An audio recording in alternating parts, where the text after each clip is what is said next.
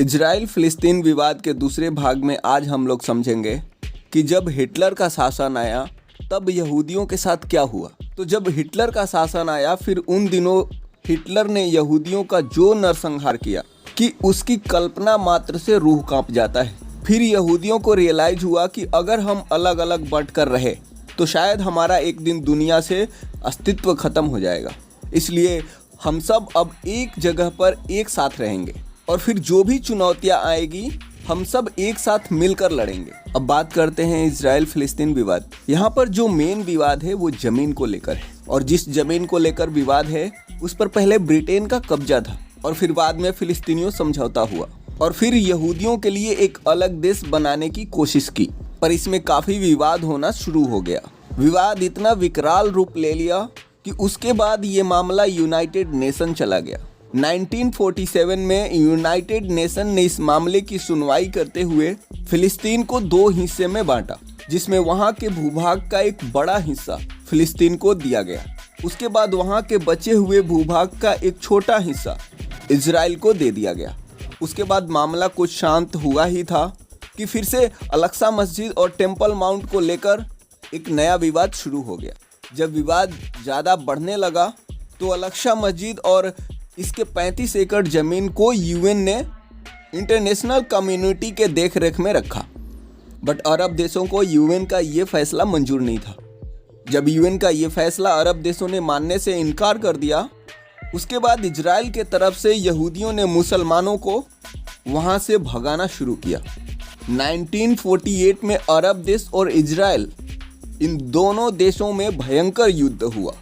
युद्ध के बाद यरूशलेम दो हिस्सों में बंट गया, जिसका पहला हिस्सा ईस्ट हुआ और दूसरा हिस्सा वेस्ट। उसके बाद ईस्ट वाला हिस्सा जॉर्डन के पास चला गया और वेस्ट वाला हिस्सा इजराइल के पास। फिर कुछ सालों बाद 1967 में फिर से युद्ध हुआ, जिसमें मिस्र, सीरिया, जॉर्डन जैसे तमाम देशों ने मिलकर इजराइल पर हमला किया। यह युद्ध 5 से 10 जून 1967 तक चलता रहा, जिसमें अरब देशों की भयंकर हार होती है और इजराइल की जीत। उसके बाद इजराइल पहले से और शक्तिशाली बना और ज़्यादा ज़मीन पर कब्जा कर लिया। अल-अक्सा और टेम्पल माउंट वाले इलाके पर पूरी तरीके से इजराइल का कब्जा हो जाता है। इस युद्ध से पहले जो फिलिस्तीन के पास 80% ज़मीन था, वहीं अब इस युद्ध के बाद फिलिस्तीन के पास 80% में से अभी सिर्फ 5% ही बचा है। बाकी का बचा हुआ ज़मीन इजराइल ने सब अपने देश में मिला लिया। हालांकि इजराइल जीत के बावजूद भी 35 एकड़ ज़मीन वाला मामला वक्त के पास ही रहने दिया था, बट वहाँ एक फैसला इजराइल के पक्ष में हुई थी कि आप हमें यहाँ पर अंदर आने जाने से कभी नहीं रोक सकते। उसके बाद ये जो अल-अक्सा मस्जिद है, ये दुनिया भर के सभी मुस्लिमों के लिए बहुत मायने रखती है। इसकी बनने की शुरुआत 1400 साल पहले 7वीं शताब्दी में हुई थी और ये जो वहाँ 3500 एकड़ स्थान है, इसे मुस्लिमों ने हरम अल शरीफ का नाम दिया था। इस्लाम में इस मस्जिद की इम्पोर्टेंस इसलिए और ज़्यादा बढ़ जाती है क्योंकि पैगंबर मोहम्मद साहब ने यहीं पर अंतिम सांस ली थी।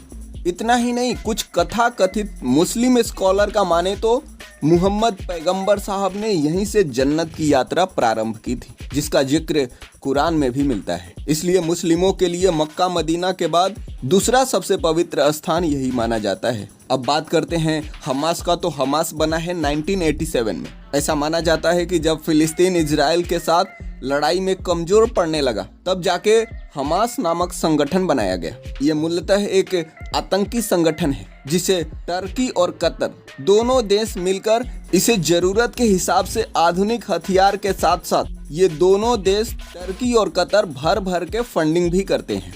इसे भर भर के फंडिंग भी करते हैं, जिसके वजह से उस क्षेत्र में हमास नामक आतंकी संगठन का उस इलाके पर काफ़ी दबदबा माना जाता है। फिलहाल इस आतंकी संगठन में 27,000 लोग हैं जो एक्टिव होकर काम कर रहे हैं। इस संगठन को समय समय पर अरब देशों का काफ़ी अच्छा पॉलिटिकल सपोर्ट मिलता रहता है। इसके संगठन में 4 विंग है: political wing, social wing, military wing और इंटरनेशनल विंग। 27,000 लोगों के साथ साथ 6 ब्रिगेड है इनके पास, 25,000 बटालियन और 106 कंपनियां इनके साथ एक्टिव रूप में काम कर रही है। ओवरऑल देखें तो हमास एक काफ़ी पावरफुल आतंकी संगठन है। ऐसे बहुत सारे इंफॉर्मेटिव वीडियो के लिए चैनल को लाइक, सब्सक्राइब एंड शेयर जरूर करें ताकि सबसे पहले आपको वीडियो मिले।